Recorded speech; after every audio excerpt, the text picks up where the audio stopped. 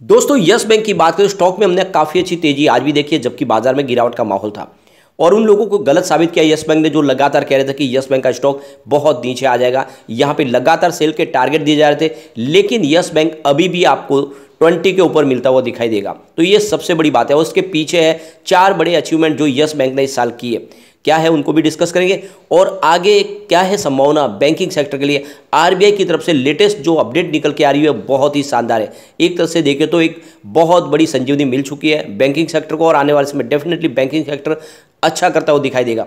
यहाँ पे कुछ लेटेस्ट टारगेट्स निकल के आ रहे हैं, उनको भी जानेंगे और क्या संभावना बन रही है आगे की। इन सारी बातों को समझेंगे इस वीडियो के माध्यम से। क्या इस समय हमें यस बैंक में इन्वेस्टमेंट करना चाहिए? तो सबसे पहले अगर हम बाजार की बात करें तो बीएसई सेंसेक्स आज 60,840 के स्तर पे क्लोजिंग दिए, जहां पे हमने 293 पॉइंट की गिरावट देखी है, यानी 0.48% गिरा हमारा बाजार। आपने देखा होगा एक तरफ तो आज पॉजिटिव शुरुआत हुई थी, लेकिन उसके बाद में दबाव बनने लगा और इस वजह से गिरावट के साथ में क्लोजिंग हुई है। अगर हम निफ्टी 50 की बात करें तो 18,105 के स्तर पे 0.47% की गिरावट थी, लगभग आधा परसेंट की। निफ्टी बैंक की बात करें तो 42,986 के स्तर पे करीब 0.61% की गिरावट थी। तो निफ्टी बैंक में भी गिरावट थी, लेकिन आज निफ्टी पीएसयू बैंक ने कमाल किया। निफ्टी पीएसयू बैंक 4,318 के स्तर पे 1.51% की तेजी थी, यानी गिरते बाजार में भी 1.5% ऊपर था हमारा सरकारी बैंक। लेकिन निफ्टी प्राइवेट बैंक में आज गिरावट थी, आप देख सकते हो 21,862 के स्तर पे 0.53% की गिरावट थी। उसके बावजूद भी आज यस बैंक का स्टॉक ने कमाल किया है और काफ़ी शानदार लगभग 2-2.5% की तेजी बताई इस गिरते बाजार में।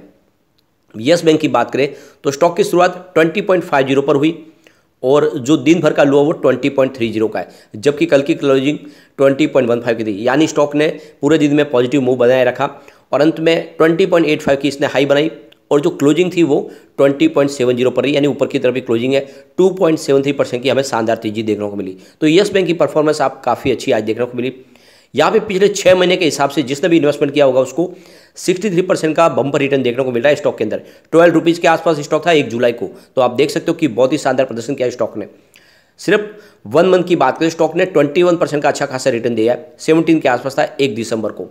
और यहाँ पे अगर हम 5 डेज की बात करें तो स्टॉक ने 11.89% यानी 12% का ज़बरदस्त रिटर्न दिया है, यानी एक तरफा शानदार प्रदर्शन कर चुका है स्टॉक, काफ़ी ज़बरदस्त रिटर्न दिया है। वॉल्यूम की बात करें तो पिछले 1 महीने पहले इसका 52 करोड़ का वॉल्यूम था, 12 करोड़ की डिलीवरी उठाई गई थी। 1 वीक पहले 47 करोड़ का वॉल्यूम था, 9 करोड़ की डिलीवरी उठाई गई थी और कल 28 करोड़ का वॉल्यूम था, 4 करोड़ की डिलीवरी उठाई गई थी। लेकिन आज 32 करोड़ का वॉल्यूम हुआ, तो कल से भी अच्छा वॉल्यूम है आज और पूरे बाजार में वॉल्यूम के मामले में नंबर 2 पे है। नंबर 1 पे है सुजलॉन एनर्जी, जो बहुत ही ज़बरदस्त दौड़ा और ये स्टॉक वही है जो मैंने आपको लगातार सजेस्ट किया और अभी ये काफ़ी अच्छा प्रदर्शन करे।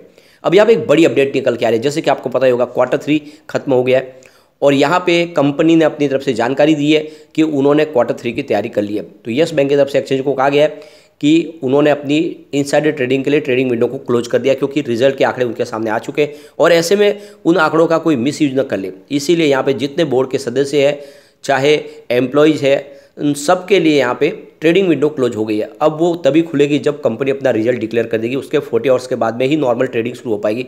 तब तक इसकी ट्रेडिंग को रोक दिया गया है। तो ये बात यहाँ पे निकल के आ चुकी है, रिजल्ट बन चुका है। अब रिजल्ट इस बार पॉजिटिव रहने की संभावना है, क्योंकि कामकाज हमने देखा है कि काफ़ी शानदार आता।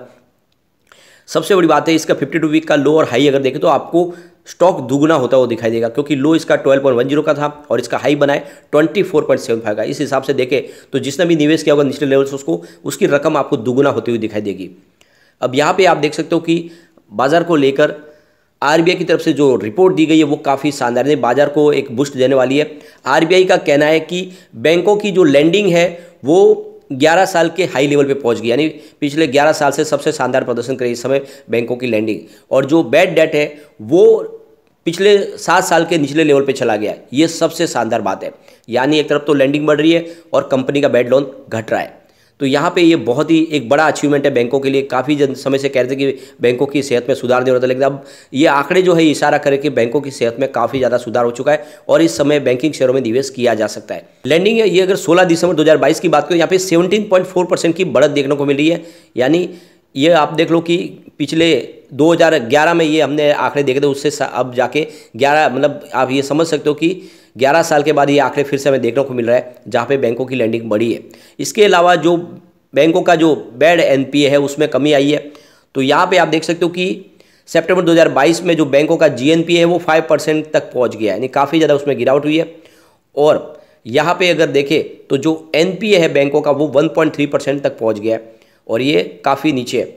और प्राइवेट बैंकों का जो एनपीए वो तो 1% से भी नीचे चला गया है। एक तरह से देखें तो जो बैड लोन है वो लगातार कम हो रहा है। एक तरह से अब बैंकों के पास एक तरह से जो अभी भी उनके जो कस्टमर है वो काफ़ी ज़्यादा अच्छे हैं, लॉयल कस्टमर है, जिस वजह से उनकी सेहत में सुधार हो रहा है। आप 10 साल पहले की बात करें तो लगातार बहुत सारी जो कंपनियां बैंक करप्ट हो रही थी और बैंकों का पैसा डुबा रही थी, अब वैसी बातें नहीं है।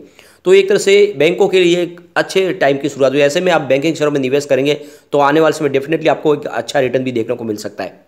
अब यहाँ पे तेजी मंदी की तरफ से अमोल दास का कहना है कि फाइनेंशियल 2023 के लिए आपको बैंकिंग, ऑटो, इंफ्रा और आईटी स्टॉक के ऊपर ध्यान रखना चाहिए। इन स्टॉक में आने वाले समय आपको अच्छी तेजी देखने को मिल सकती है। तो आने वाले 1 से 2 साल के लिए अगर आप बैंकिंग शेयरों में निवेश करोगे तो आपको बैंकिंग शेयरों में अच्छा रिजल्ट देखने को मिलेगा, वहाँ पे आपको रिटर्न अच्छा रह सकता है। और आपने आंकड़े ऑलरेडी डिस्कस भी किया है, बैंकों की लैंडिंग बढ़ रही है, उनकी जो एनपीए में कमी आ रही है, तो ऐसे में बैंकिंग शेयर तो आउट परफॉर्म करेंगे ही करेंगे। तो ये मौका है, आप दाव लगा सकते हैं। दोनों ही, चाहे पीएसयू बैंक में लगाए या प्राइवेट सेक्टर के बैंकों में लगाए, दोनों ही अच्छा करते हुए आपको दिखाई देंगे। और इस समय ये मौका है, तो ये यस बैंक में आप इसमें इन्वेस्टमेंट कर सकते हैं।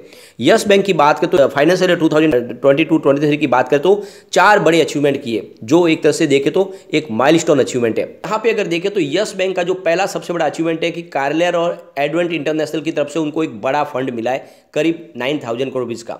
और ये कोई कर्ज नहीं मिला, इसके बदले में उन्होंने इक्विटी ली है और वो ऑलरेडी बोर्ड के सदस्य बने।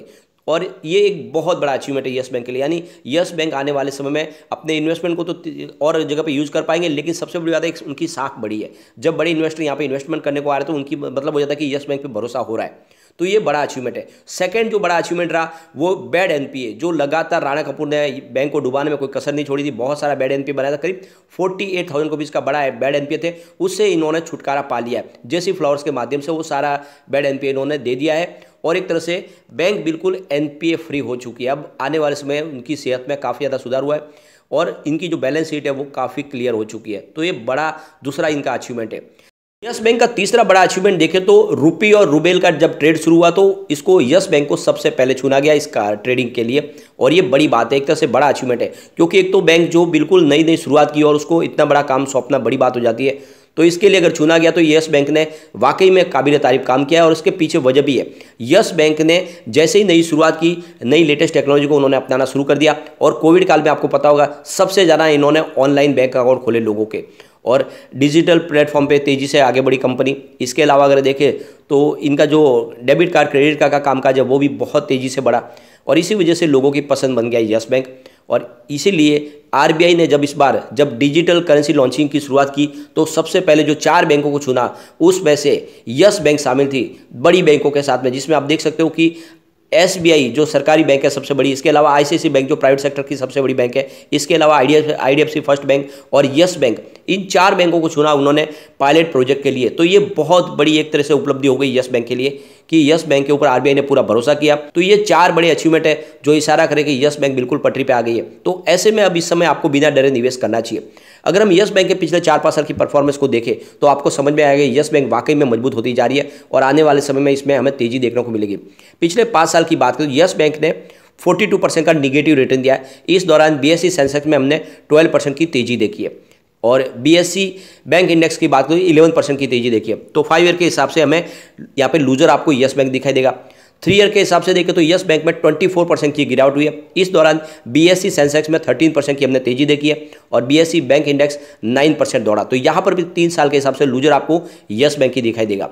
1 ईयर के हिसाब से देखें तो यस बैंक ने 48% का पॉजिटिव रिटर्न दिया। इस दौरान बीएसई सेंसेक्स में हमने 5% की तेजी देखी है और बीएसई बैंक इंडेक्स 22% दौड़ा है। तो 1 ईयर का यहाँ पे आपको विनर यस बैंक दिखाई देगा। 3 मंथ की बात करें तो यस बैंक ने 32% का पॉजिटिव रिटर्न दिया। इस दौरान हमने बीएसई सेंसेक्स में 7% की तेजी देखी है और बीएसई बैंक इंडेक्स 13% दौड़ा है। तो 3 मंथ का यहाँ पे विनर भी आपको यस बैंक की दिखाई देगा।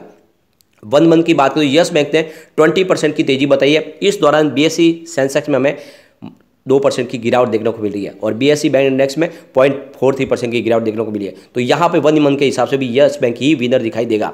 ईयर टू डेट के हिसाब से यस बैंक ने 50% की शानदार तेजी बताई है। बीएसई सेंसेक्स में हमें 4% की तेजी देखने को मिली है और बीएसई बैंक इंडेक्स में 21% की तेजी है। तो यहाँ पर भी आपको विनर यस बैंक ही दिखाई देगा, यानी पिछले एक साल से आपको लगातार विनर दिखाई देगा यस बैंक, जो बैंकिंग इंडेक्स में काफ़ी शानदार प्रदर्शन कर चुका है। तो ऐसे में आपको बिना डरे अब इन्वेस्टमेंट कर लेना चाहिए, यह आने वाले समय आपको मालामाल कर देगा। लेकिन फ्रेंड, कोई भी इन्वेस्टमेंट करने से पहले अपने फाइनेंशियल एडवाइजर से बारे ले ले या अपना खुद का रिसर्च करें, क्योंकि मैंने वीडियो आपके एजुकेशनल पर्पज के लिए ही बनाया। वीडियो पसंद आए तो लाइक से जरूर कीजिए और चैनल को सब्सक्राइब कर दीजिए। Thank you friend.